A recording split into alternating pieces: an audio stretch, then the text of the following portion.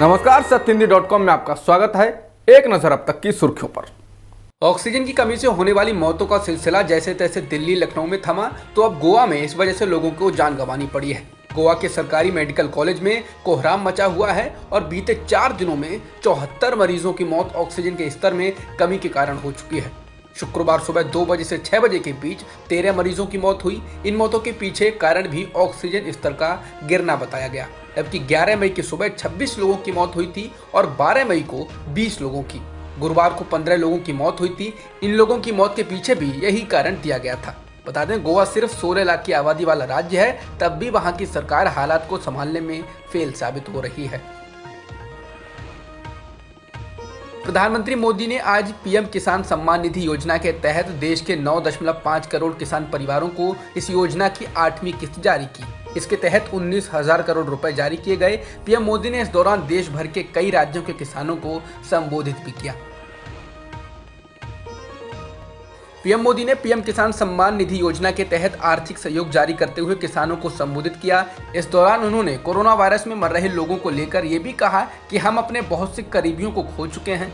बीते कुछ समय से जो कष्ट देशवासियों ने झेला है, अनेकों लोग जिस दर से गुजर रहे हैं वह भी उतना ही महसूस कर रहे हैं। उन्होंने कहा कि हमारे सामने दुश्मन अदृश्य है और बहरूपिया भी है। देश के प्रधान सेवक होने के नाते आपकी हर भावना का मैं सहभागी हूँ। छवि गढ़ने से अधिक भी जिंदगी में बहुत कुछ है कहने वाले अनुपम खेर ने अब कहा है कि गलती उन्हीं से होती है जो काम करते हैं। निकम्मों की जिंदगी तो दूसरों की बुराई खोजने में ही खत्म हो जाती है। कहा जा रहा है कि अनुपम खेर ने यह बयान अपने पिछले बयान के डैमेज कंट्रोल के लिए ट्वीट किया है। बता दें, एनडीटीवी से बात करते हुए अनुपम खेर ने माना था कि सरकार से कुछ गलतियां हुई हैं, उसकी आलोचना करना महत्वपूर्ण है। खेर ने कहा था कि गंगा में तैरती लाशों को देखकर कोई अमानवीय व्यक्ति पर ही प्रभाव नहीं पड़ेगा। इसके साथ ही उन्होंने कहा था कि अब इनको ये समझने की जरूरत है कि छवि गढ़ने से अधिक भी जिंदगी में बहुत कुछ है। कोरोना को लेकर गांव में हालात बेहद खराब हैं और इस ओर अदालतों का भी ध्यान है। पटना हाईकोर्ट ने नीतीश सरकार से कहा है कि वह गांव में कोरोना वायरस की दूसरी लहर से हुई मौतों का आंकड़ा दे। अदालत ने यह भी कहा कि सरकार कोरोना की पहली लहर में जो 40 लाख प्रवासी राज्य के गाँव में लौटे थे उनके बारे में भी बताए। इसके अलावा बक्सर जिले में गंगा में बहते मिले शवों को लेकर भी सरकार से विस्तृत रिपोर्ट देने को कहा गया है। अदालत में दायर एक जनहित याचिका में सुनवाई करते हुए चीफ जस्टिस संजय करोल और जस्टिस एस कुमार ने राज्य सरकार से कहा कि वह बताए कि कोरोना महामारी से निपटने के लिए उसने क्या कदम उठाए हैं, गांव में क्या इंतजाम किए गए हैं, इसका विशेष रूप से जिक्र हो। इसके अलावा सरकार कोरोना से होने वाली मौतों का जिलेवार आंकड़ा दे। कोरोना से यूपी के गांवों की भी हालत बेहद खराब है, जिसके कारण हमीरपुर, बलिया, गाजीपुर और उन्नाव में यमुना और गंगा में बहती लाशों के ढेर नजर आ रहे हैं। उन्नाव में गंगा घाट पर हर रोज दर्जनों लाशों को चिता तक नसीब नहीं हो रही है, बल्कि उन्हें रेत में दफन किया जा रहा है। गुरुवार को चंदौली में आधा दर्जन शव तैरते हुए मिले। कानपुर जिले के घाटमपुर फतेहपुर रोड पर परास गांव में बीते 20 दिनों में 40 मौतों से दहशत का माहौल है। तमाम गांव में बीमारी के खौफ से लोग पलायन को मजबूर हो रहे हैं। गांव वालों का कहना है कि इतनी लाशें अंतिम संस्कार के लिए आ रही हैं कि जलाने के लिए लकड़ी मिलना मुश्किल है और दाम बहुत बढ़ गए हैं। इसके चलते भी लोग शवों को नदियों में प्रवाहित कर रहे हैं। उत्तर प्रदेश के सहारनपुर के देवबंद के 2 गांव में पिछले 15 दिनों में 38 लोगों की जान गई है। आज तक के अनुसार मरने वाले लोगों को कोरोना जैसे लक्षण थे, जिसके कारण अब लोगों में डर है और दहशत का माहौल भी बना हुआ है। ग्रामीणों का कहना है कि स्वास्थ्य विभाग गांव में कुछ नहीं कर रहा है। बता दें, सहारनपुर जिले के देवबंद से 8 किलोमीटर दूर अम्बेहटा शेखा गांव में पिछले 15 दिनों में 20 लोगों की मौत हुई, तो दूसरे गांव रणखंडी में भी पिछले 10 से 15 दिनों में कोरोना जैसे लक्षणों से 18 लोगों की जान जा चुकी है। रूस से आयातित कोरोना की स्पुतनिक वी वैक्सीन की एक खुराक 995.40 रुपए में मिलेगी। स्पुतनिक वैक्सीन से करार करने वाली भारतीय कंपनी ने शुक्रवार को ये घोषणा की। इसने कहा कि 948 रुपए इसकी कीमत होगी और इस पर 5% जीएसटी लगेगा। कंपनी ने यह भी कहा कि इसकी कीमत और कम हो सकती है जब इसे स्थानीय स्तर पर इसका उत्पादन भारत में शुरू होगा। इसके साथ ही शुक्रवार को ही स्पुतनिक वी की पहली वैक्सीन भारत के हैदराबाद में लगाई गई। कंपनी ने एक बयान में कहा कि पहली खुराक को अभियान शुरू करने के तौर पर लगाया गया है। देश में कोरोना वैक्सीन की भारी कमी की शिकायतों के बीच केंद्र सरकार ने दावा किया है कि इस साल के आखिर तक यानी दिसंबर महीने तक भारत में 200 करोड़ से ज्यादा वैक्सीन उपलब्ध होगी। इस घोषणा से देश के लिए एक बड़ी उम्मीद जागी है। ये घोषणा सरकार के एक बड़े सलाहकार ने की है। नीति आयोग के सदस्य और सरकार के सलाहकार वीके पॉल ने पत्रकारों से कहा कि भारत के लिए और भारत के लोगों के लिए 5 महीनों में 2 बिलियन खुराक यानी 216 करोड़ देश में बनाई जाएंगी।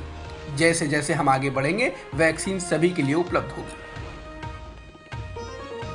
भारत में पिछले एक दिन में 3,43,000 से अधिक कोरोना संक्रमण के मामले दर्ज किए गए हैं और 4,000 लोगों की मौत भी हुई है, जिसके साथ ही देश में कुल सक्रिय मामले 37,04,000 से अधिक हो गए और मरने वालों का आंकड़ा 2,62,000 से अधिक हो चुका है। दिल्ली में कोरोना के मामलों में कमी आ रही है। पिछले एक दिन में देश की राजधानी में 8,500 कोरोना संक्रमण के नए मामले दर्ज किए गए।